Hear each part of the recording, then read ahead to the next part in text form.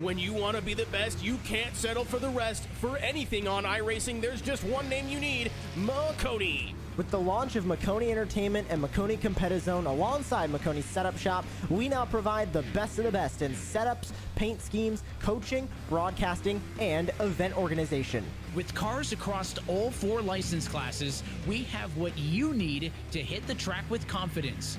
Grab a subscription and save money while going fast at MaconiSetupShop.com/subscriptions. And remember, at Maconi Setup Shop, there are setups, but your victories.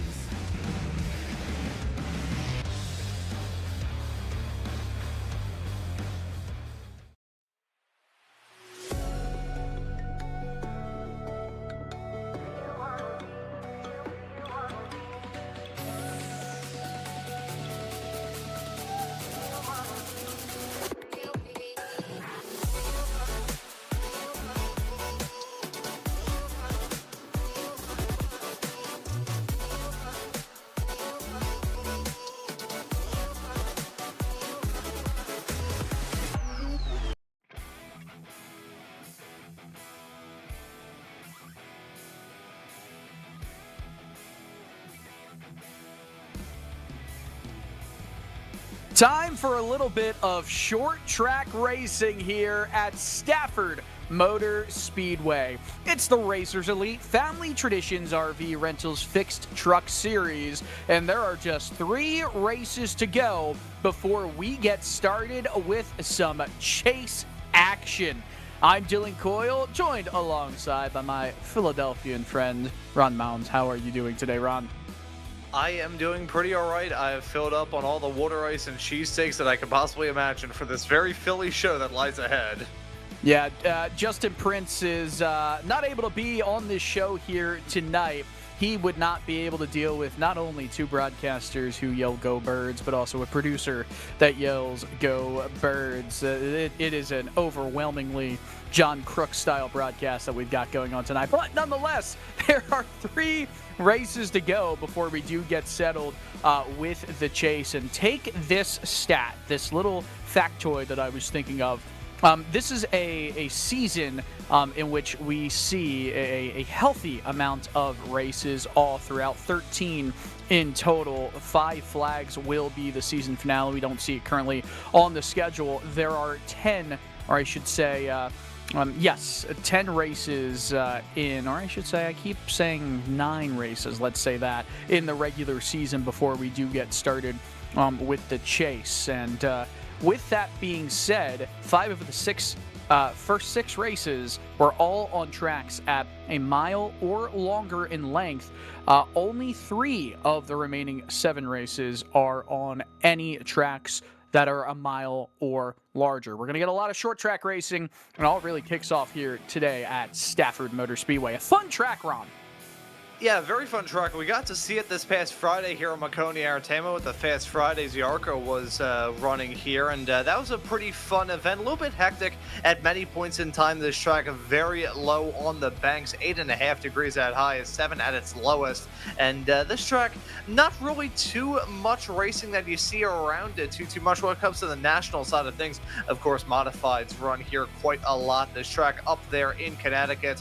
Super fun track to run around. That Friday ARCA race here in Maconi was quite some fun. And to touch on some of the stats that we've had a little bit earlier on this season, you would think that with the amount of short tracks that we have to lie ahead and the bigger tracks that we've had right behind us, that the chaos is yet to come from this season. We've already had a little bit of topsy-turviness into the season up to this point already here, Dylan.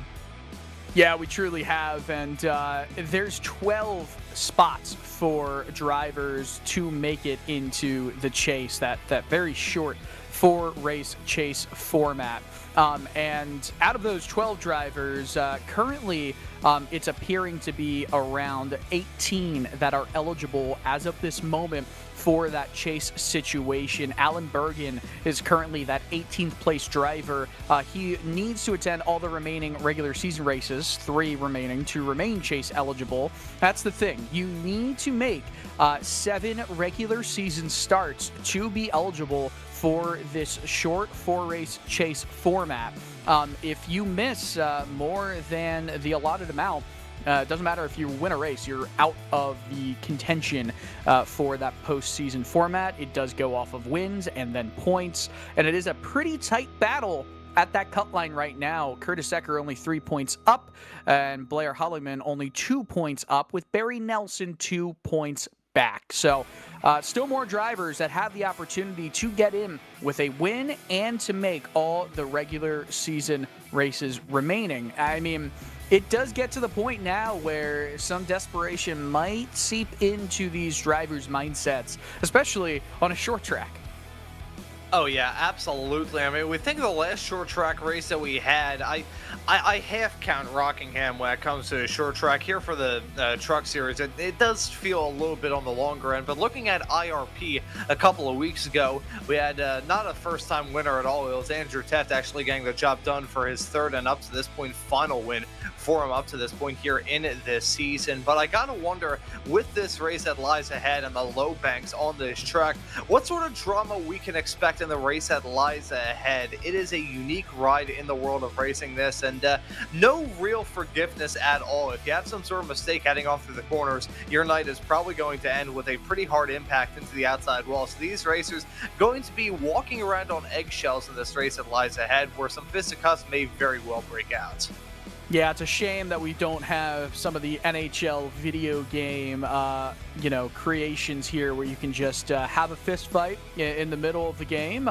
If you have a fist fight at post-race after all of these iRacing events, that would be quite entertaining. I might have to talk to some of the developers to get that into this simulator, but we are getting down to that point where the grid will be shaping up, and we will be able to talk a little bit about who's starting where for this event tonight. Remember, it's 140 races, and the grid is set.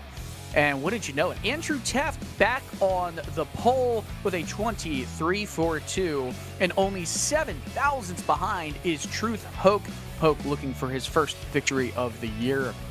Riley Frost in third place did not meet participation requirements for chase eligibility, so even with a win, no longer will that 96 machine be chase eligible. Blair Holliman only 21 thousandths back. How about that? That's incredible. Only 21 thousandths separating the first two rows, and only 37 thousandths separating the top five, with Brandon Sanfilippo in P5. Curtis Ecker on the outside of row number 3.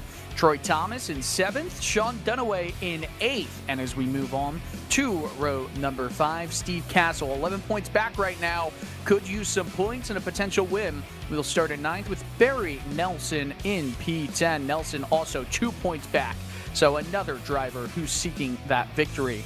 Alex Teft up 15 points on that cut line. Frank Chavez in P12. Chavez is a driver who had a sizably nice race last week out at Chicago to go 14 points up on the cut line.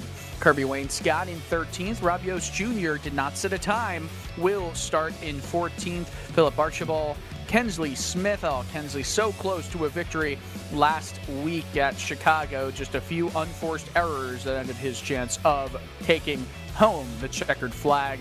And Smith will start back in 16th position.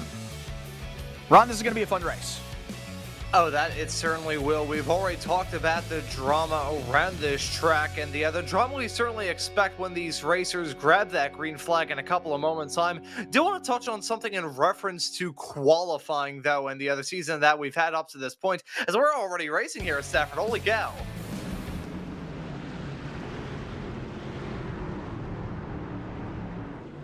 Pace laps went by very quickly here, as we are already done lap 1 here at Stafford Motor Speedway. Andrew Teft with a 3 truck length advantage already on Riley Frost, Truth Hope, and the rest of the group, the top 4, have broken away. Yeah, I was just going to say, in reference to qualifying, have had all different pole sitters up to this point in the season. Nobody has grabbed more than one pole position, including Andrew Teft, still running up at the front. Based off the numbers and everything that I saw, that is the first pole position that he has had all season long, despite having 3 wins up to this point. He has not gone a pole up until tonight. Let's see what the driver of the 98 truck, I should say, will be able to do, holding on to that top running spot for now. It's very difficult to get Andrew Teft out of P1 once he holds it for a sizable amount of time. But Riley Frost has shown to have a lot of speed. 2 top 10s in only 3 starts so far this season. In this short season, of course, not chase eligible, but a win is a chance to celebrate in victory lane, and everyone's trying to get after that right now. Blair Holly, Ventures Hope, Brandon Sanfilippo, your top 5 positions as they run. Everyone's still trying to get that W here at Stafford, and let's see who will be able to do that, whether it be a Racers return to victory lanes. That's a spin a little bit farther in the back, and the first yellow coming out. It looks like Barry Nelson in that 196 machine is around. Not good for his hopes at making the chase. However, minimal damage is what it looks like. Also, you've got to remember, all of these drivers do have a fast repair, so if you need to utilize it, and on the short track, there's a high chance you might need to utilize it, you will be able to and have no additional time penalty other than just going to the pits and getting a splash of fuel and change tires and all of the above. Looks like he's going to stay out. Pits not yet open. Let's take a look at the replay. Oh, boy. There's a 1 already running into some difficulties, and I think the 196 running all by his lonesome down to the turn just overcooked it. That's exactly what we saw this past Friday here on Maconi Entertainment with the ARCA race that we broadcasted here. Lots of racers having troubles off into the turns, not even as a result of contact, just losing it because of a lack of grip. Yeah, just overcooked it. Exactly what we see there from Steve Castle in that 1 truck.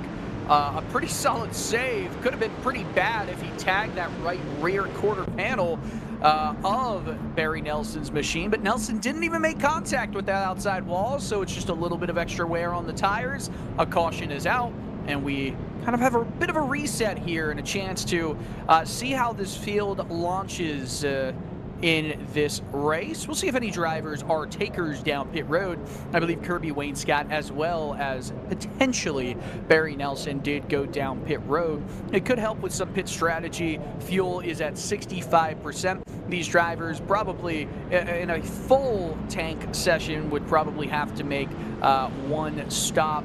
It could be a 2-stop race here. Pitting now, if you're already at the tail end, opens up the door for opportunities later on.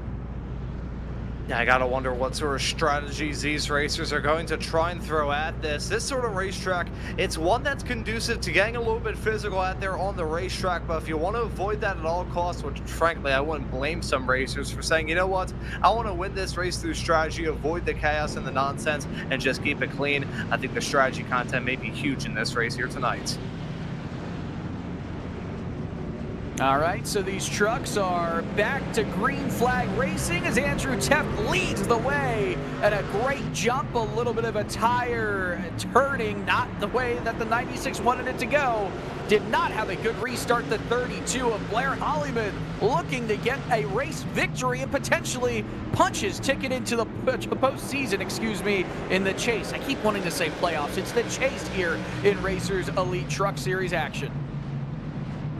Yeah, and that chase, the ultimate goal for all of these races, and that could be part of the reason why it's getting a bit dicey all throughout this field, even in the early stages. Not really seeing racers throw absolute haymakers at it yet. Keyword on that being yet. I think these races, it'll only be a matter of time before they really start to get a bit physical.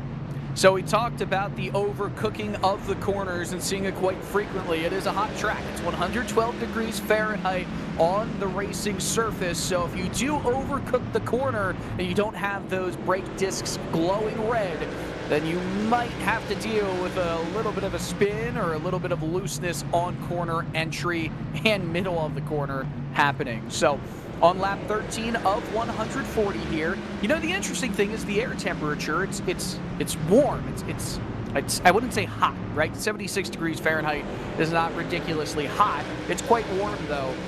That sun is baking the racetrack though. See, I feel like 76 degrees Fahrenheit classes roughly as what I believe they would call Chamber of Commerce weather if we were tuning into some real estate channel. But the track temperature, that is getting hot. I mean, for the tires, it's not going to be fun. For these drivers, it's not going to be fun. Again, this is a flat track with banking getting only up to 8.5 degrees at its highest. These racers are going to have to rely off that mechanical grip, and when this track is as hot and greasy as it is, there just really isn't going to be a lot of it. I have driven many a race where the track has just been so scalding hot and really hurts to walk across it in black race shoes. So I can't even imagine what these drivers are probably feeling out there on the racetrack. If a racetrack is hot enough where we can fry an egg on the racing surface, chances are those tires are going to be turned into small little black puddles. Yeah, absolutely. Those tires are going to be screaming for dear life. It's not the worst thing to have a fuel run only be around a third of this race's total, because at that point they'd be saying, all right, I would like new tires anyway. I have to pit out of necessity, as Troy Thomas got a little bit squirrely on corner exit. Oh, and that's a big hit to the front, and that's Riley Frost into the wall. Caution is out. Big mistake by the third place runner.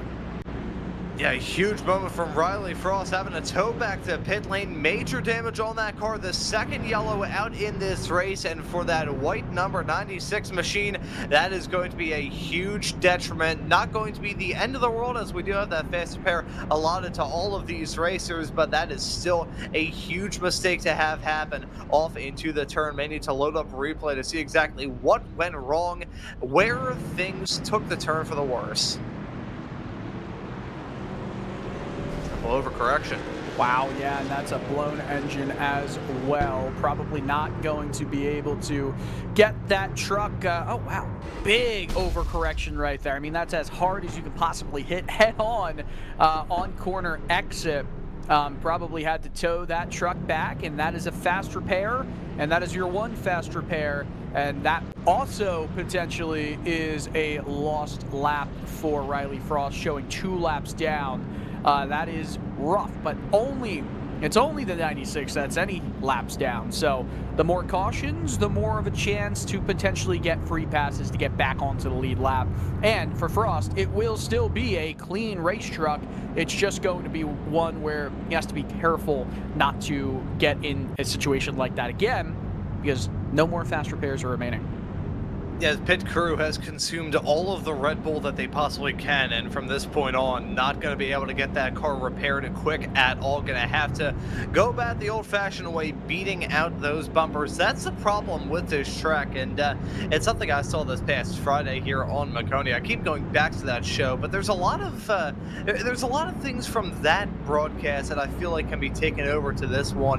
One of that being the exact same moment that we just saw there for Riley Frost happened to a lot of racers in that event. Again, low bank track this, so if you have a little bit of a sideways snap, which you're bound to have happen in these wayward, for lack of a better term, NASCAR trucks, you're gonna have to be careful about sawing at the wheel. As soon as those front tires grip with this hot, sticky track, bang, you're gonna go straight off into the wall. I don't think that is going to be the first and only moment that we see like that throughout this race. Green flag about to come back out in the air, and a little bit poor traction control from the outside line, but we're back underway. Andrew Teff still in the race lead. Some trucks way up against the wall on corner entry, trying to get the best possible apex to scream down this flat racetrack. The backstretch, it's very flat. Like you said, Ron, oh, we've got a spin in the mid-corner entry. And we've got a caution. The 83 machine of Rob Yost Jr. is around. And let's get a replay here. Riley Frost was down multiple laps. Will get a lap back. Yeah, so remember how we said that wasn't game, set, match for Frost yet? That's exactly why. The 83 drawn up alongside the 1. I'm not sure if those two are particularly happy with each other. Let's load up a replay to figure out exactly what happened here. A hornet's nest of cars. You can see the 99, the 83, and the 1. You can cover them all with a blanket. They're close to making contact coming out of turn number 2. The 1's on the inside. The 83 gooses it a little bit into the corner, and around the 83 is going to go. Not sure what the deal is with the 1 truck. Looked like he just spiked the throttle midway off through the turn and got into the back of the 83. That's short track racing, as Denny Hamlin likes to say. These turns, like you said, Ron, 8 degrees of banking. The lowest degree of banking that a National Series race, at least in the Cup Series, goes to is Martinsville. That's 12 degrees of banking. These trucks also race at IRP in real life. That's 12 degrees of banking as well. So it's not necessarily a modern day NASCAR truck style racing is used to. Obviously, if you go back to when the truck series started as super trucks back in the mid 90s, tracks like Stafford, that's exactly what the truck series always raced at. It's what these trucks were known for. It's what they were usually set up for. Not as much nowadays. We're going to get a lot of short track racing though for the rest of the season here in Racers Elite. But we're getting close to that point where all these cautions could potentially make it a one-stop race for these drivers. Not sure exactly how the strategy is going to play out, but Andrew Teft in that Buffalo Bills machine is, I bet you he's more than okay with it being a one-stop race. He's the kind of driver who thrives off of tire management. Yeah, he is quite happy about these yellows, not having to worry about it. And of course, with these yellows as well, if the track was very cold, we'd have to think, oh, well, about tire temperatures and all that stuff, trying to build it under yellow. Even with these extended yellows and this green yellow cycle that we've been in up to this point in the race, don't really have to worry about building the tire temperature. You can just keep it even puttering around under yellow. Absolutely, and we're back to green flag racing. A way better jump this time from Blair Hollyman. Even edges just ahead on quarter entry, but that low side is really going to help Teft get back onto the throttle, but not as quickly as Hollyman is able to challenge on the outside. Way up above the middle groove into that upper groove. They're still side by side, and we're back to the stripe. The 32 hits the wall. Still, this is good action.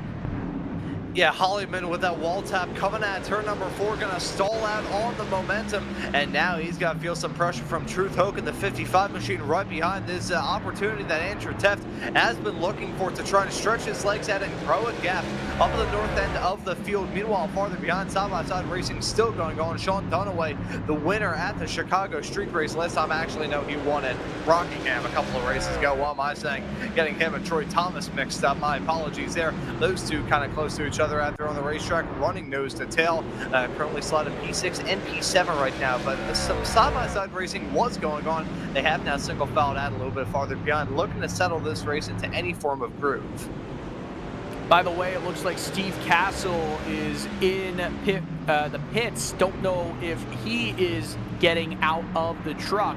Riley Frost just passed to still be 2 laps down at this moment in time. We'll keep an eye out on that situation as it unfolds. Teft has not gotten away as cleanly as he has in the previous few restarts. Blair Hollyman really keeping him honest here as this race starts to meet a point where drivers have to make decisions here, because if it is a one-stop race, that bet has already probably been made. If it's a 2-stop race, well, you're also trying to make your bet. You're going full throttle. You're trying to see what you possibly can get.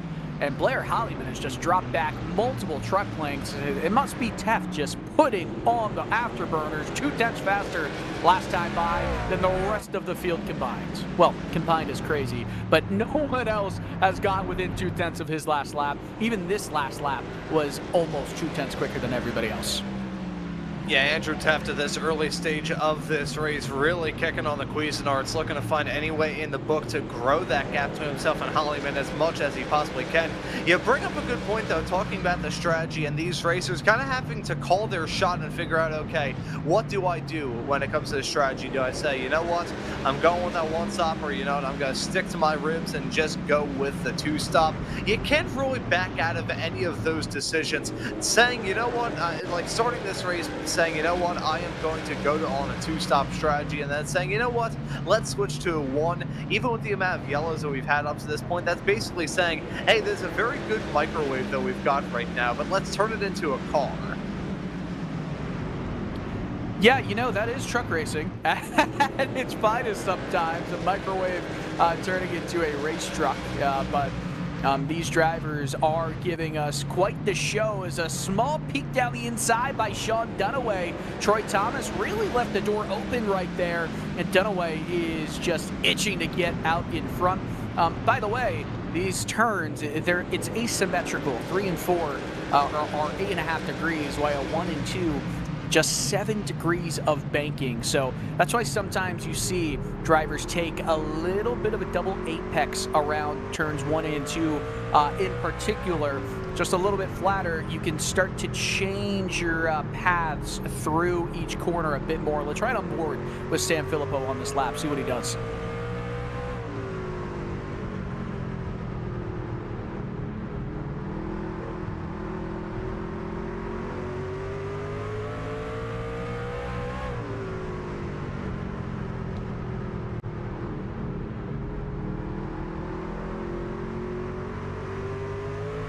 So you saw, and we'll see it again probably right here, you almost aim right there to hit that apex. You drift up, it straightens out a little bit in 1 and 2 before you hit that second apex through that set of corners.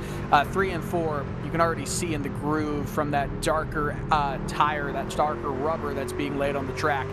It's just a little bit more of a conventional NASCAR set of corners. And look at that 8 machine. Curtis Ecker really wanting to take a try at Truth Hope right now. And Blair Hollyman has almost seemingly held up the rest of this field. Hollyman shot out of a cannon on the restart, but has dropped back to almost 2 seconds off of the race lead and is just making those rear tires scream. A peek to the inside by Truth Hope. It goes nowhere for now, but still, the door remains open.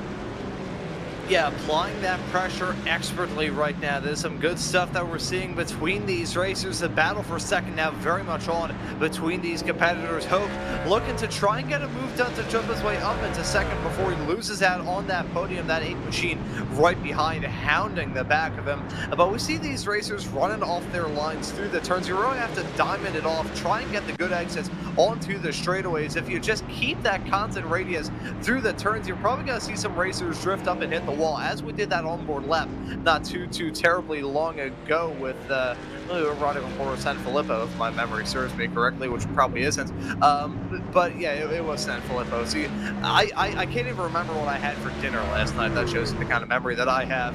Goldfish had better memory than me. But no, when we jumped on board with him, as soon as we decided to do that onboard lap with him, hit the wall coming out of turn number 4. That is going to be something that catches these racers out a lot throughout tonight. Just those small little taps, those small little mistakes may not seem like too much, but that sort of stuff can really eat away at a driver. Yeah, 100%. And you got to think of it this way, too. 140 laps around here, you start to get into this rhythm that can very consistently be thrown off by traffic, by slower cars in front, slower trucks, I should say. Blair Hollyman at this moment, yes, is in second, but look at how uncomfortable that truck is on corner exit. And right there, that opened the door back up for Hope, but once again, that middle through the corner is really solid for the 32, and that's a 13 off track down the infield on the front stretch. What happened there? Yeah, not sure what in the world has happened to this machine. He now gets it back up and rolling. Had to have been some sort of half spin coming out of the turn. That or some sort of misadventure down in the pits. Very bizarre moment. Let's take a look at it as we're riding on board with him down into turn number 3 and 4. So no pit entry. Had to have been a half spin coming out of the turn. And survey says, all right, a little bit loose. And yeah, around he goes. Coming out of turn number 4. Exactly the sort of moments that I feel like these racers will have all throughout tonight, especially as your tire grip slowly but surely fades away. But now here we go. Yeah, this is a California king-size bed that these drivers are all seemingly on, and right away Truth Hope disappears and reappears. That can't be comfortable for anybody in this battle. Oh boy, they are 3 wide right behind. These racers, they are playing with fire at the present moment. I feel like it's only going to be a matter of time before someone breaks out a can of hairspray. I really like that term, by the way. A can of hairspray. Never heard that before. I actually never did. See, I take great care of my hair, so that's why I said it. So Truth Hope I'm kidding. I don't use hairspray. I don't trust myself because of the fire risk. But I've seen the 55 of Truth Hope. He's blinking in and out quite a lot. He is still running, I believe, up towards the top, unless he had some sort of half spin that we didn't catch on camera. I saw him blink at not terribly long ago. He hasn't re-blinked yet. Truth Hope having some connection issues before a spin that he just had. So we're hearing as well that Truth Hope running into some difficulties as well. I think we're starting to see more and more racers struggle with grip as we get farther and farther along into this race. We're hearing that Frank Chavez once again is off track. That's another time and another almost wall hit right there from Brandon Sanfilippo, who is stuck on the outside right now.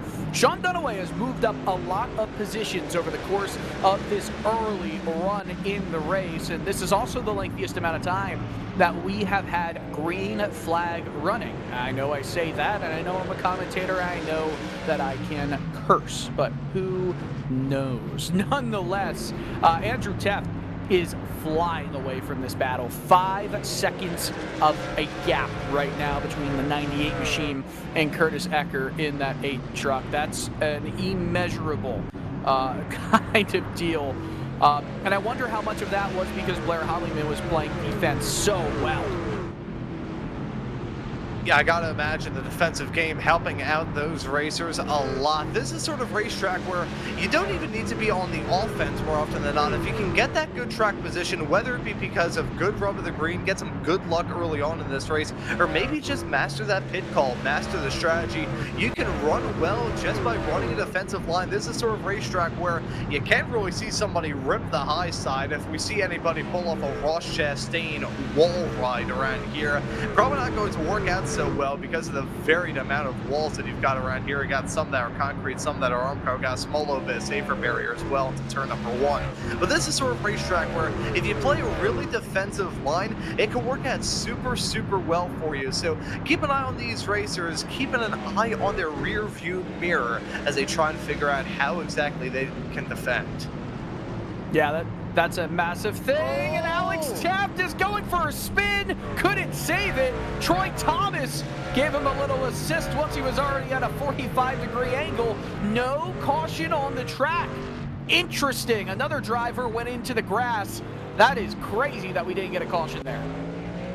Yeah, that is rather surprising. 2 cars basically stopped. 2 trucks, I should say. Got to make that distinction. 2 trucks basically stopped as they headed their way off to turns number 3 and 4. But we remain green. Alex Teft dropping down like a stone thrown into a pond. Not a good run of fortune for him at all. As we take a look at that moment off into the corner, I think what happened there was a simple old case of carrying too much momentum. We saw this a little bit earlier on in this race, Dylan, and it happens yet again. I think he got a little bit of a bump there. Yeah, tapped the back of the 32, and in the process of that, he fully spins out. But I think it was already a little bit loose beforehand. I wouldn't call that a bump to him. It was more of there is a driver in front, maybe a little bit slower than you'd expect going at the quarter entry, but you've got to go about it by passing safely, right? And Teft did go in a little bit too heavily with too much speed, I should say, a little bit too late to get on the brakes, and I think he did try to straighten up the wheel to go around the outside of the 32 just a little bit too late, and unfortunate for Alex Teft, who is trying to stay on the lead lap right now against his brother Andrew Teft. We'll rejoin that battle in a bit. Sean Dunaway looking to take second place away. This is that battle right now. He and Curtis Ecker, both drivers who are 5 seconds back of the 98 machine for P1, but it could be the catbird seat in case anything happens or a caution flies. Yeah, and speaking of, may not want to jinx this at all, but, you know, we've had a pretty solid run of green flag racing up to this point. All right, I already did that once. See, when you said a little bit earlier on in this broadcast that commentators can curse, the immediate thought that popped into my head was, fiddlesticks. So I gotta wonder, whether or not we're going to have any sort of yellow interruptions, if we do, how is that going to affect these racers' plans in this event? Because you're at the point now where these racers, this sounds rather ominous, it sounds like some sort of big thing behind the scenes. They're scheming at the present moment. They've got some stuff going on in their head, trying to run the permutations, figure out what strategy will work for them, which one will not, when to come down pit lane, when not to come down pit lane, when to push this issue a little bit more, when to not, as we get closer and closer to the halfway mark of this race as well. Only about 6 laps away from it. These racers, I am sure, the amount of mental gymnastics they're having to do in their head as they're trying to run these race cars around the track as quickly as they can. Basically, I would love to see what's going on in these racers' head, to see them pretty much juggle chainsaws, trying to hold on to their race truck, get some spots, and also think of how the strategy is going to work in their favor. So I've kind of done a little bit of a 180 on my thought process here, and after doing the math, right, I think 80 miles for a full tank of fuel is the approximate generalization of how far that these trucks can go. You take 65% of that, that's 52. You look at 52 miles, this is a half-mile track, and then you see 104 laps is around what these drivers should or should not be able to do to make it to the end of this race. So if they all pit right now, they should make it to the end without issue. The problem is, do these drivers want to pit now and go for a massive undercut when those tires are going to be screaming for dear life later on, or do they want to go for an overcut, maybe suffer now, benefit later, as Dunaway gets the open door and an invitation from the 8, going to be down the inside, down the back stretch, and a lunge into 3, just peaks ever so slightly ahead. The 8 has to go around the outside, but I think the 01 is going to clear at least into turn 1 and get the move done. Solid from Sean Dunaway. And Dunaway looking to get some moves done. Dunaway, a very good driver to keep tabs on throughout this season. Dylan, I got the opportunity to cover a couple of the runs a little bit earlier on in this championship, primarily at Texas and Talladega. And in those races, Sean Dunaway running pretty all right. Broke through with his first win of the season at Rockingham a couple of weeks ago. The last short track that we had from this season. Dunaway looking to really impress here at Stafford. Still a long way left to go, as we're just barely over the halfway mark of this 140 lap long race. The amount of trouble we had in the first half, can't rule it out in the second, but Sean Dunaway looking to try and bag win number 2 and become only the second driver from this season to become a multi-time winner. As that was a spin there. Yeah, Alex Teft on the inside. Yeah, not sure if that was assisted or all on his lonesome, but Alex Teft currently a lap down. It didn't send him a lap down, but that's not going to help his trek to try and get his lap back. Barry Nelson, first driver a lap down. Once the 98 machine catches up to the 196, or I should say the 55 of Truth Hoke, who has fallen massively back from his earlier positions, that's going to start a parade of a lot of drivers within just a couple seconds of each other. So the traffic will increase in a large way. Sean Dunaway, to his credit, his last couple of laps have been around half a tenth quicker than Andrew Teft. We'll see what this coming lap is going to be speed-wise. Looks like the last lap for Teft was a 21.22. Last lap for Dunaway was a 21.31. So that equalization just occurred. Yeah, so there we go. The race continuing to develop. That's one great thing about this track. I love these short tracks, these plucky little short tracks, because you know, to an outside observer who's just looking at this track from afar, seeing these small little marching ants running around this oval track, it may not seem like too much, but there's so much that goes into a race like this. There's so much that can change throughout a race like this as well. This is not a short race here. It may be a short track, but it is not a short race. There's plenty of things that will change as we move along throughout tonight. These trucks are going to drive different. These drivers are going to feel different. That's one thing to talk about, the mental side of things, the mental gymnastics these racers have to go through, trying to keep their race going in the right direction, can be a little bit taxing. This may not be the longest series in the world in terms of races. I've covered plenty of races that are far, far longer, multiple hours long. But it's not a short race here either. These racers have a real test on their hands on the mental side of things. We have around 63, 64 laps to go in this race. You can pit now and be good to the end. And I think, is that what Troy Thomas was thinking? No, he just wanted to enter in way low, had to really slow that truck down to get a decent exit and maybe compete against Philip Archibald in that 99 machine. Opens the door up once again, gets to that quarter panel, puts some air on it, can't get side by side yet. A peek down the inside, and Archibald says, not so fast. I'm locking you on corner entry. Good little battle that we've got going on here, but he hits the outside wall, opens the door back up again for an entry down the inside, and this time Troy Thomas is almost certainly going to clear down the backstretch. He did, but I don't think he felt comfortable. There was a bit of hesitation there. He does get the move done, lives to see another day, goes on to fight more battles. And I think part of the reason why he was a little bit hesitant coming out of 1 and 2 is that Philip Archibald was rather ominously just in the midpoint of the track coming out of the turn. He'll do it yet again. Actually, no, he moves up to get a small little bit of draft assistance heading down the back straightaway. Of course, it being a short track, the draft not really going to help you out too much when you're flat out on these straightaways for a matter of only a handful of seconds. But it did make Troy Thomas hesitate a teeny tiny bit about clearing him. He didn't want to spin himself off either into the infield or into the outside wall. So Thomas having to take a little bit of caution in that moment of time. We jump back to your race leader, though, of Andrew Teft. I talked about this a little bit earlier on in this broadcast. The fact that despite being a 3-time winner up to this point, there are 2 interesting things of note. Number 1, tonight was the first time this season that Andrew Teft has started one of these races here in the Racers Elite Truck Series from the pole position, and also the fact that he has yet to get into victory lane since a race at IMG with a yellow out. Caution is out on the racetrack, and that ends a very lengthy stint of green flag racing. We're on lap 83, now to be 84 next time, right there, that Teft crosses the line. They can all pit now and be good to the end of this race. Trying to see exactly who is the cause for this caution. We'll get back to you with that. Here's a replay on our Maconi Entertainment replay system, and it's Frank Chavez having a shocker of a race if that is the case.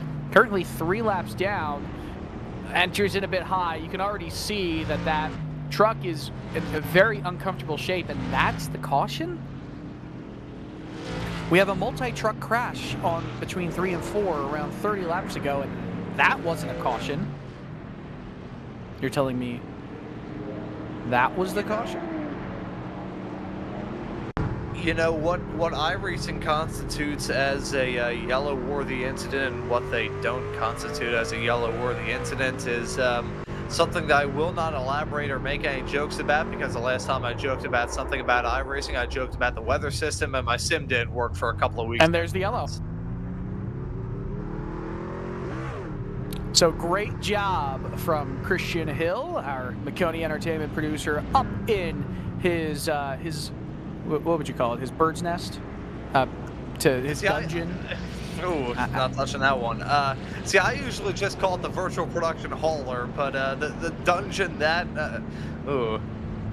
If our producer is in the dungeon and he's not allowed out, would we be cave trolls essentially, Dylan?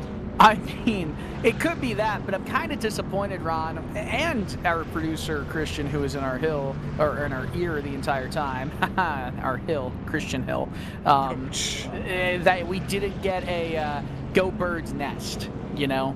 It's a bit disappointing from both of you guys. Oh, man, it's unfortunate. Andrew Teft, that's Barry Nelson right there in that 196, getting out of the way for everybody else. Nelson 1 lap down. Remember, Riley Frost was 3 laps down. Now is only 1 lap down, we believe, at least showing on our time sheets. One more caution, and we might see Frost back in the lead lap, and we know he's got speed. Pace truck goes down pit road, a very quick caution, a quick cleanup period. All time for these drivers to go down into pit road. And if it goes green the rest of the way, no one should pit. We're back to racing. Taft, Dunaway, Ecker, your top three. Oh, as you look at those races going side by side, maybe even a little bit of 3-wide action farther in the back after that longest green flag run that we've had up to this point by a pretty significant margin. I think these racers trying to utilize this opportunity, make hay when the sun is shining, strike while the iron is hot. Insert simile here, and look at that, that's the 83 trying to swipe around the outside, the number 12 of Brandon Sanfilippo. We rode on board of that driver a little bit earlier on in this race. Haven't seen too much out of that 12 truck up to this point here tonight. As it stands right now, he's slotted in the final spot inside the top 5 as they're still duking out for spots right behind him.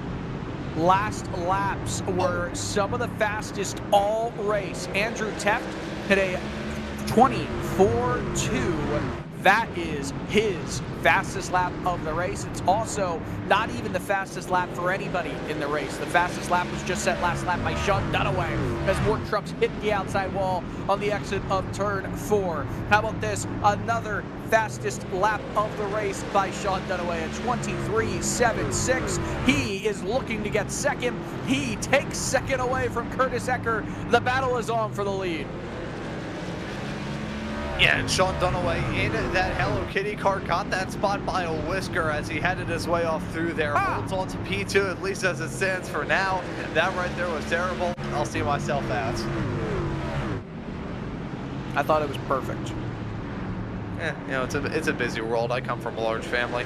Anyways, we still got the battle that may be flaring up between P3 and P4. It's looking right, the 83 and the 8 going to duke it out here soon. Wow, you really didn't get the perfect thing by a whisker, but nonetheless. Yeah, I'm slow. That's why I'm not out there on the racetrack. And it really, I mean, just in the last couple of minutes, you have not picked up on my whip, and that is quite disappointing. Nonetheless, Rob, Andrew Teft is only half a second in front of Sean Dunaway, and that's the really interesting thing here, because Teft was 4.5 to 5 seconds in front of Dunaway. They were running very similar lap times at the end of that stint. So now with the opportunity for both of them to fight against each other, it's really going to give us a good look at a battle that, quite honestly, we got a few races ago at Rockingham, and Sean Dunaway ended up being the victor there.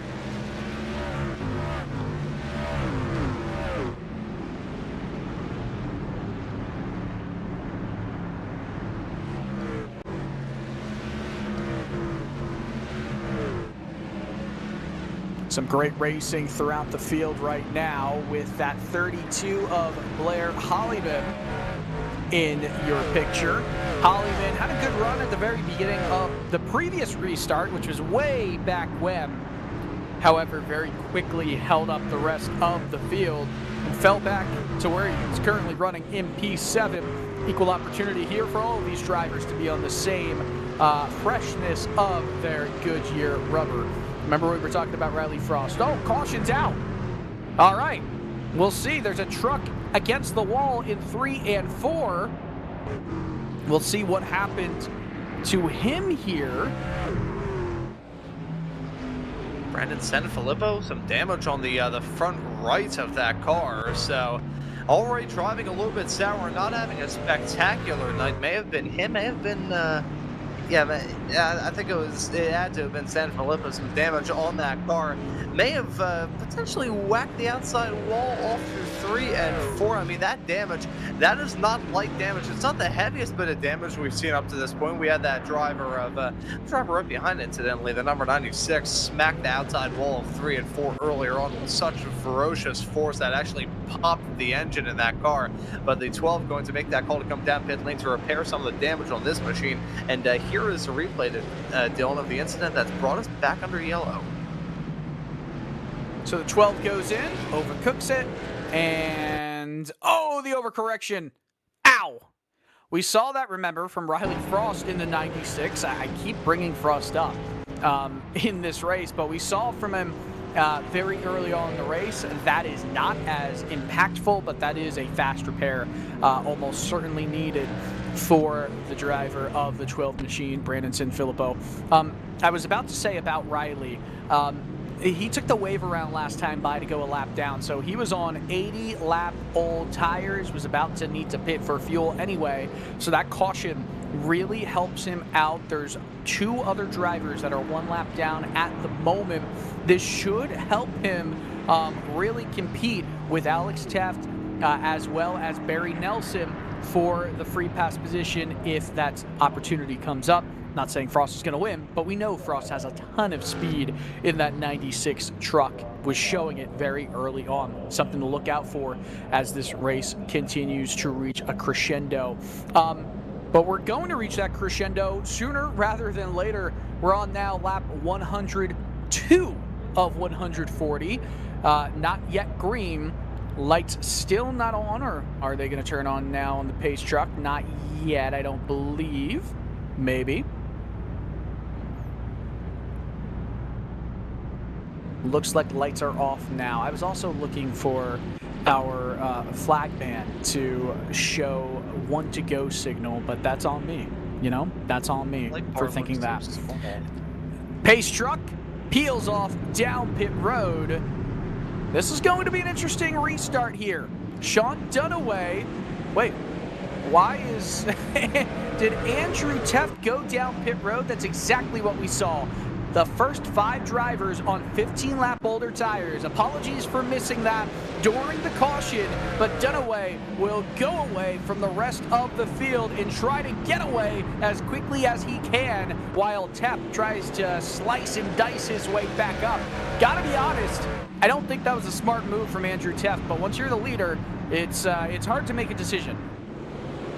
Yeah, and at this point in time, I feel like he is trying to find the long run. He's keeping his fingers crossed we can have a green flag run all the way through to the checkered flag, but that's a somewhat dangerous game to run as there's a spin a little bit farther in the back, and there's the yellow. That is not what Teft wanted to have happen at all, and quite incidentally, it happens because I believe his brother of Alex Teft was the one that spun and brought the yellow out.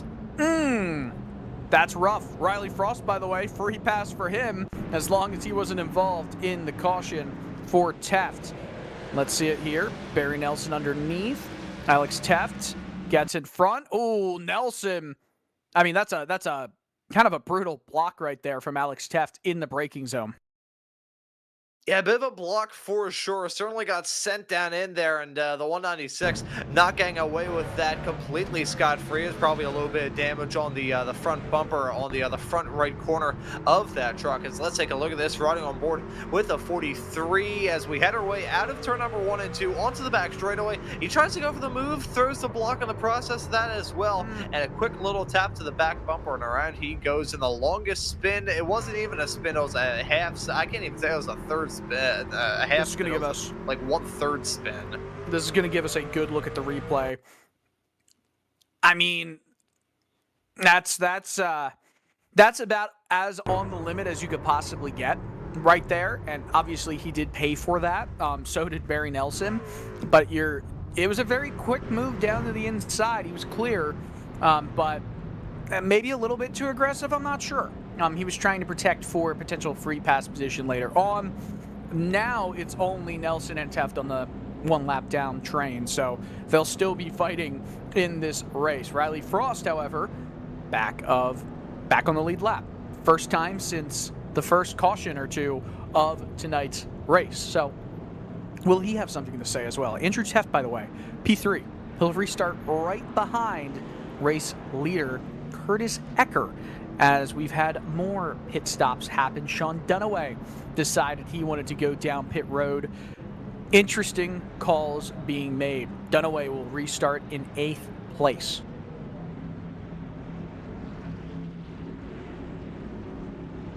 And the best pun of the night going to our producer says he's done away from the lead. That's I gotta wonder what's worse, best. I'm not too sure. Either way, though, we're about to get a restart up and rolling here. Not the first one of the night, may not be the last.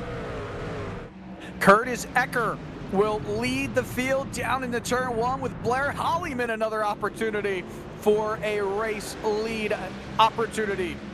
Said that twice over. Hollyman goes down to the inside. The 8 with a little bit of a block, drifts up around half a groove higher through 3 and 4. Still holds on to the position. Hollyman on the attack, also has to be on the defense because Andrew Teft is right there, itching to get ahead for a battle for the lead. And these two very close as they head their way down the backstretch off into 3 and 4 right now. Will we see a bumper get put to the back of the 8 from the front of the 32? Oh, He it goes died for the down. dive. Holy cow. Oh, wow, he really wants this position immediately, and he's pushing the issue right on that rear quarter panel of the 8 machine. Edgar down the block. Oh my goodness. Oh, he's going to get him. They're going to be side by side. The 8's going to have a run, but not as good as I thought he would get. The 32 overcooks the corner. They both have some contact. The 98 is there. Oh, a little bit of a wiggle from Ecker. Lead changes hands. Hollyman to P1. Will Andrew Teft get P2? Yes, he does. Oh, baby.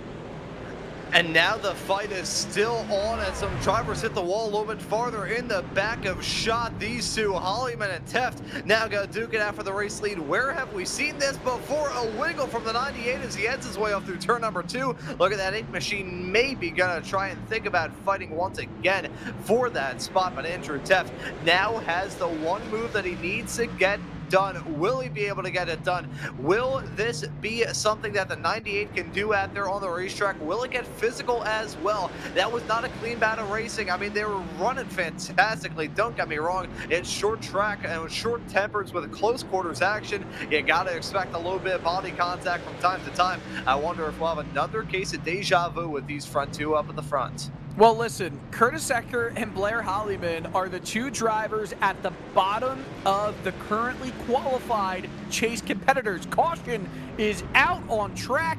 We're getting another restart here and a replay. I'll hold my thought for the moment before we see this on the Maconi Entertainment replay system.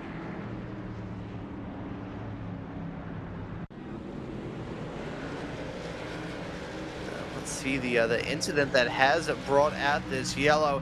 Maybe a commentator's curse here, Dylan, as we see the number 96 of Frost and May. Oh, it was right in front. Brandon Sanfilippo getting involved in some contact. Not the first time we've seen the 12 get involved in a little bit of drama tonight. And oh, it was himself and the 55 of Truth Hoke nearly wrecking themselves down the start-finish stretch across the line. And the 12 basically getting the Bootscoon Boogie a shadow dump as he headed his way off into turn number 2. 99. Nothing he could have done, center punching the side of the 12. Nice job from the 96 there to minimize the amount of damage, but the 12 got a little bit physical, obviously, and then overcooked the corner by an immeasurable amount. Many drivers, only the top 5 stay out on track. Here's a replay. Oh, big hit for Sanfilippo. 96 goes by. So the top 5 stayed out on track. And this is an interesting look at the stint lengths, the tire age for all of these drivers.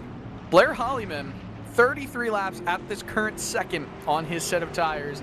18 laps for Andrew Teft. 12 laps for Rob Yost Jr. in third, who, if you recall, earlier in this race had an additional pit stop just to help with a little bit of fuel. He's had 3 stops tonight. Hollyman only 1, Teft 2, Sean Dunaway, as well as Truth Hoke, also have 2 stops and 12 laps on their tires, soon to be 13 once they cross the line here again. Everybody else on the lead lap, fresh Goodyear tires. So from 6th on back, everyone has the freshest, the cleanest tires ready to go for this journey to the end. We should go back to green with 21 laps remaining. Oh boy. This is going to be dicey. It is going to be racy as well. These racers have given us a good one to talk about up to this point here at Stafford, but with not a lot of time left on the clock and probably not a lot of patience left in these racers' souls as well. This is going to be hectic. It's going to be fun as hell too.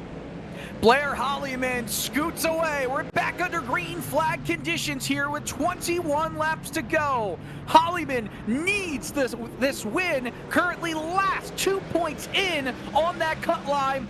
Remember Curtis Ecker? They were fighting. He's only 3 points in above the cut line. Drivers get into the chase with the win. Ecker spins into the outside wall. Caution is out. Detrimental for his hopes. Oh, boy.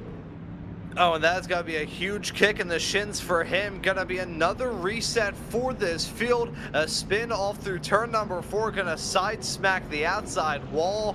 That is going to be a huge detriment yet again. Talk about, that's the number 83 and making that call to come down pit lane as we get this yellow back out.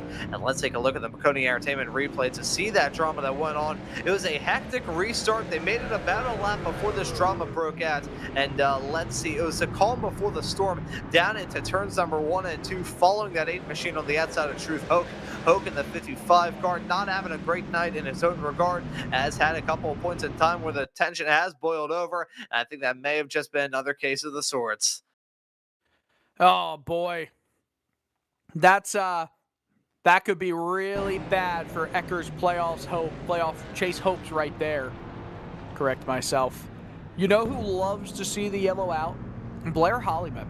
The more amount of times that cautions breed cautions, the less detrimental that the life of the 32's tires are going to be for Hollyman's race result. We're on lap 123. We've got until at least 2, probably 3 more laps before we get back going again to green flag action. It's not too many more miles that Hollyman is going to ask of those tires. But here's the problem. Andrew Teft will be restarting again in P2. Teft's got newer tires, and we've seen just how quick Teft is at this track so far tonight. Sean Dunaway, though, will be starting in 3rd and right behind the race leader. So all but certainly will we see Teft and Dunaway side by side, with Dunaway with 6-lap fresher tires, albeit not really raced on tires. Yeah, it's really going to be a convergence of racers. You're going to have Hollyman feeling the pressure from Teft, then you're going to have Teft feeling the pressure from Dunaway, and if those two really start to duke it out, you look at the likes of Riley Frost and Troy Thomas. They're on some newer tires, only 7 laps old are the tires on that car. So let's see how it's all going to shake out here as we're about to get green. Green flag, Hollyman, huge jump. Sean Dunaway right there in a second. Horrible restart from Andrew Teft, and Riley Frost back into the picture down the inside of the 98. Might have the position here on corner exit. Teft is flailing backwards. Not what we expected. Frost clears him into 3rd. Yeah, now for Blair Hollyman, that pressure that you felt from Teft, you could probably crank that up to 11 with Dunaway right behind. Sean Dunaway looking to get his 2nd win this season and help him out quite a lot. Come time for those chase races in a couple of weeks' time. Dunaway looking to pounce. Now we got the number 98 and the 3 going side by side as they head their way off through turns number 3 and 4. Really, that number 98 machine, I'm not sure what the deal is with Andrew Teft. It looks like they filled that race car with milk. He is really starting to struggle. Teft is just foundering back and forth and just keeps falling into the clutches of drivers in behind. I don't know how that happened. It's not something we saw. Sanfilippo lets the leaders go by, but it is a 3-truck race for the win of this race as far as we see it, coming to 12 laps to go. Hollyman, Dunaway, Frost separated by only half a second. And with this field packed in like sardines, it is going to be a titanic battle for both the win in this race. As Hollyman big loose. Dunaway down the inside. Hollyman once again breaking loose on corner exit, spinning those tires under power, and they go 2 wide into turn 1. Right on the doorstep as well is Riley Frost. Andrew Teft wants to say hello, welcome back, I'm still here. Oh goodness, what a race finish we're getting. This is going to be a titanic battle right to the end, and still not over yet. Dunaway holding on to that inside line. Now look at the number 96 trying to come back from the brink of disaster. Started this race in the wall with a blown-up motor, having to tow to pit lane, as now on the inside of the earth, 1-point race leader Blair Hollyman so close to making contact as they head their way off through 1 and 2. Frost definitely pushed the issue right there, went about half a groove higher through the corner, doing it again, just forcing Hollyman up the track, gets the move done, no contact needed. Oh, Andrew Teft got to the inside of the 32, almost makes some more contact mid-corner, but nonetheless, they go clean, we're still green, and we only have 7 laps to go, or I should say 8 laps to go in this race. Oh, you can tell that was a close moment with the 32 of Hollyman and the number 98 of Teft right behind the 3 of Troy Thomas, picking up the pieces as the 98 got to the back of the 32. You can tell that was terrifying because I sound like a tornado siren. These racers throwing haymakers all sorts of different directions. The 98 dropping down like a stone. I can't even say a stone thrown into a pond. He's been dropping down like an anvil push out of a helicopter. Been disastrous series of events for that number 98 machine. At this point, your 3-time race winner looking just to get past the 3. There is really no hope for him to get win number 4 unless we have some sort of very big drop between now and the end. Oh my goodness, it is a 2-horse race for the win at Stafford. And these 2 drivers, I mean, Sean Dunaway has shown a ton of speed tonight. Obviously one of the favorites as this race has progressed, but Riley Frost has come back from 3 laps down to put himself in a position where he could take the race victory. Just 5 laps to go once we cross the line here.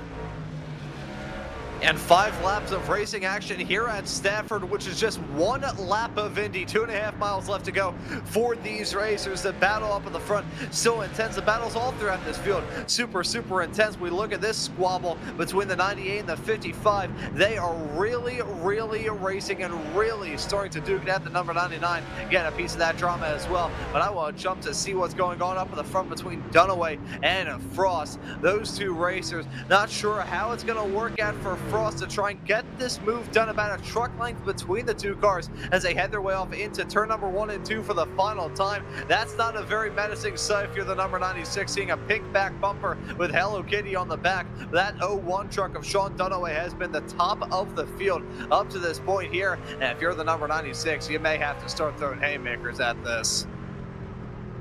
We're coming up to 2 laps remaining here. 1 more away from getting the white flag and an official end to the race the next time they cross. A really good quarter entry for Riley Frost. Dunaway defensive on the inside line. Frost half a groove higher, has momentum, got a little bit squirrely on quarter exit. Enters higher, has to deal with the 01 covering the inside. It's going to have to be a last lap pass. White flag in the air. 2 drivers under a blanket. Who's going to win this race at Stafford? Frost from 3 laps down has a good center roll. The 01 closes the door on the inside. It's going to be in the last 2 corners if a move gets done. The 96 can't do anything about the 01 blocking on the inside. Sean Dunaway winds it at the line as the 96 spins into second. Oh boy. And Frost gave it everything at the end of that race, but there was no stopping Sean Dunaway. Win number 2 for him here this season, getting the job done at Stafford. What a race that we just saw here, Dylan. Holy cow, from the strategy to the yellows to the big comeback from Frost and from the drive of Dunaway to get the job done here for win number 2. What a race that we just saw here at Stafford. Bravo to Dunaway and bravo to the whole field. That was fantastic. That was just absolutely awesome. I mean, you can't really ask for more than that. No one. Sean Dunaway. Yeah, I mean, he's burning it down, and he deserves to do so. Riley Frost really did give it all he possibly could have, and I do feel a little bit of justification now for saying keep your eye on Frost as this race progresses. If we get more yellows, just couldn't get the move done at the end. Sean Dunaway, 2nd win of the season, only 1 win behind the 98 of Andrew Teft, who ends up finishing in 5th. Let's go over the final finishing order that we've seen here at Stafford tonight. Sean Dunaway gets the race win. Riley Frost ends up 1.4 seconds back after spinning across the stripe. Troy Thomas rounds out the podium. We'll talk to all 3 of those drivers in just a few moments. Blair Hollyman in 4th, Andrew Teft in 5th. Philip Archibald, Rob Yost Jr., Kirby Wayne Scott, Barry Nelson and Truth Hope your top 10. Oh, Curtis Ecker last on the lead lap. That might really hurt his chase standings. Frank Chavez in 12th, Brandon Sanfilippo in P13 with Alex Teft, Steve Castle, and Kensley Smith, your finishing order.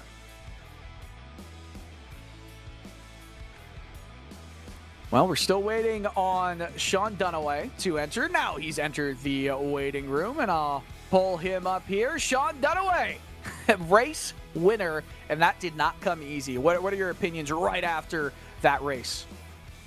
It was a spicy one, that's for sure. Yeah, started the race in 8th. Didn't have a great qualifying. Super hard to pass. You really just had to wait till the person in front of you made a mistake. Yeah, I got tires at the end there. Fell back to I think P8 or so. Was luckily to get back up into the top 5, and then after that just somehow got to P1. I'm not too sure how I did it. Well, it definitely did not come easily. You had multiple competitors throughout the night. Riley Frost was actually 3 laps down early in this race and got all the way back up for that battle. Do you feel like, if there were any more laps in the race, you could have been in a little bit of trouble, or were you just hugging that inside line the entire time saying, hey, go around the outside or put the bumper to me? Exactly, yeah. As long as you could cover that bottom, I'm pretty sure you were going to be safe no matter what. So that was my goal, just stay at the bottom, stay at the bottom, stay at the bottom, make them try to pass up top. And yeah, luckily it worked out for me there. Awesome. Well, you've got your second win of the season now, only one back of Andrew Teft, tied with Troy Thomas. And you guys have genuinely taken all the race victories so far this season, but it's got to feel good. This is your 6th race of the year. You've won in pretty much exactly 33, 1/3% of your races. You finished in the top 5 in all but one of the races. Now it's just about setting you up for that chase, for that postseason. What's it gonna be the next 2 race weekends? Is it more of a, I'm just gonna try and get some momentum for that chase when it starts? I'm gonna keep trying to get those race wins, but does a little bit more weight come off your shoulders? Oh yeah, for sure. Definitely racing to win every weekend. Definitely not holding back anything. Yeah, last week I was unfortunately out, so I came in tonight and kind of having that mentality, hey, let's just kind of lay back, have a good race tonight. But yeah, once you get your momentum, throughout the race, it's okay, I'm in a winning position, I might as well win. So that's I think the mentality I'll have the rest of the season here, that's for sure. I'll be quite honest with you. Last week was an interesting race, so it might not have been the worst race to miss. Yeah, exactly. Trucks aren't necessarily designed with the Chicago street course in mind, but sure. Nonetheless, Sean, I'll give you the opportunity to give thanks to your sponsors and anyone you'd like to thank for tonight. Yeah, I'd like to thank my wife, my mom and stepdad for always watching, and then my cats for always trying to ruin my race here. Your cats are definitely your sponsors then. For sure. Oh, goodness me. Well, congratulations once again, Sean, and hey, we'll see you next week. Alrighty, see ya. All right, Sean Dunaway. I've talked to him a few times this season. What a race from him. And Ron, you're going to take Riley Frost, finishing in second. He's with you. Yeah, and Riley Frost joining us here in the broadcast booth. Riley, welcome in. P2 at the end of this race, but the result on paper doesn't tell the whole story of a wild night behind the wheel. I want to ask you about the roller coaster ride of emotions here at Stafford tonight. Yeah, well, right off the bat, running P3, we made a big mistake and right hooked her in the wall. After that, well, we were 3 laps down and managed to come back through, getting lucky, I guess.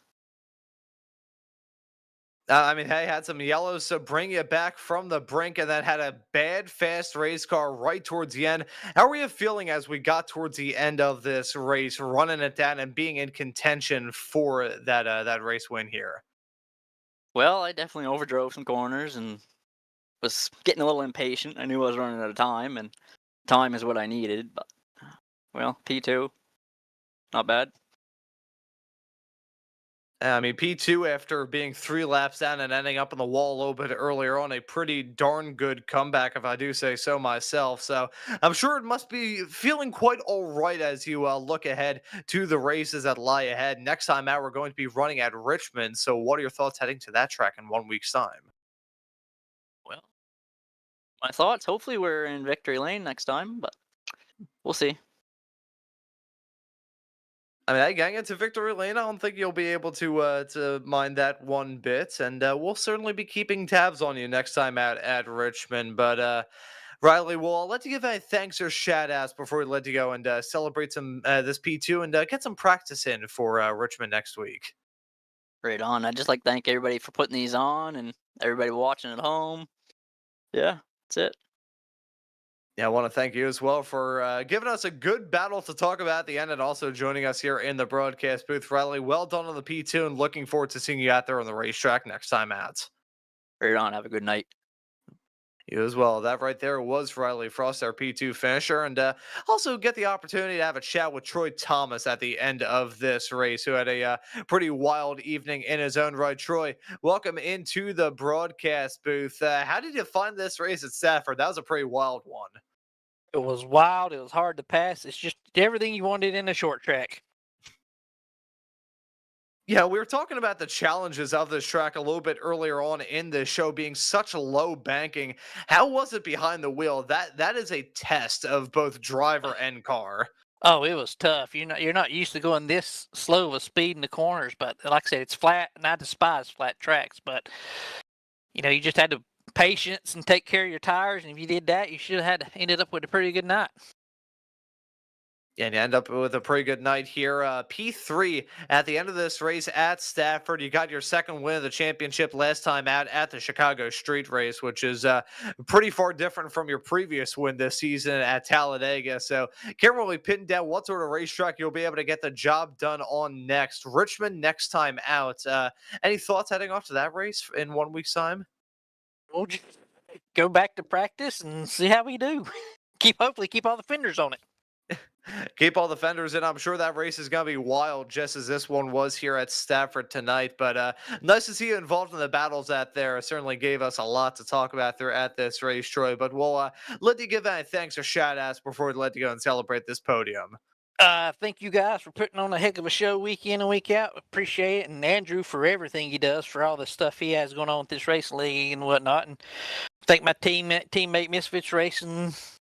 Every week we try to help each other out, and my wife for allowing me to do this. So just thank everybody for watching. Yeah, thank you as well for joining us here in the broadcast booth, man. Well done on the P3 and looking forward to seeing you out there at Richmond next time out. Thank you, sir. And that right there was Troy Thomas, our P3 finisher, and I'll pass it back off to you, Dylan.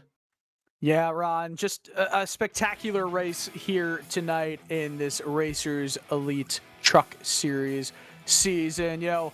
Everything with this truck series, with the Family Traditions RV Rentals Truck Series, has been phenomenal to watch. It's always giving us a great battle, and sometimes it does give us some lack of breaks at Chicago Street Course. But hey, it's always entertaining, and we appreciate you for tuning in. Ron, your final thoughts on tonight? What a race. That was so much fun. I mean, from our perspective in the broadcast booth, that race had everything from the yellows where we could kind of joke around and make our little puns to that brilliant battle up at the end with varied tire strategies, a driver coming back from the brink of disaster in that 140 lap long race and make it up to P2 and thrown everything to the wind at the end of it, and even spinning coming out of the final turns to try and get the job done. That right there was a consummate short track race. I enjoyed it. I'm sure Richmond in 1 week's time gonna be no different here from this fantastic series. Will be absolutely fantastic. Appreciate all of you tuning in to Maconi Entertainment. Richmond Raceway is where we'll be at next week, next Tuesday at 7:40 p.m. Eastern. All right, well, from Ron, from Christian up in the booth, and myself, Dylan Coyle, we appreciate you all for tuning in to Maconi Entertainment. Go Birds! Can't wait for Thursday. We'll see you very soon.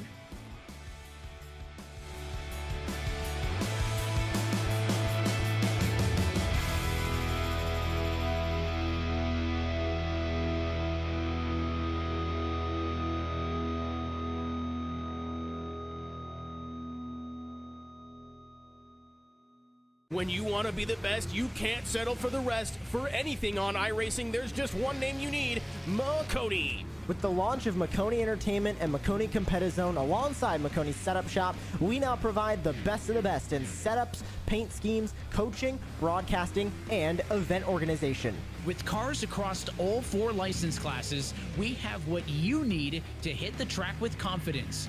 Grab a subscription and save money while going fast at MaconiSetupShop.com/subscriptions. And remember, at Maconi Setup Shop, there are setups, but your victories.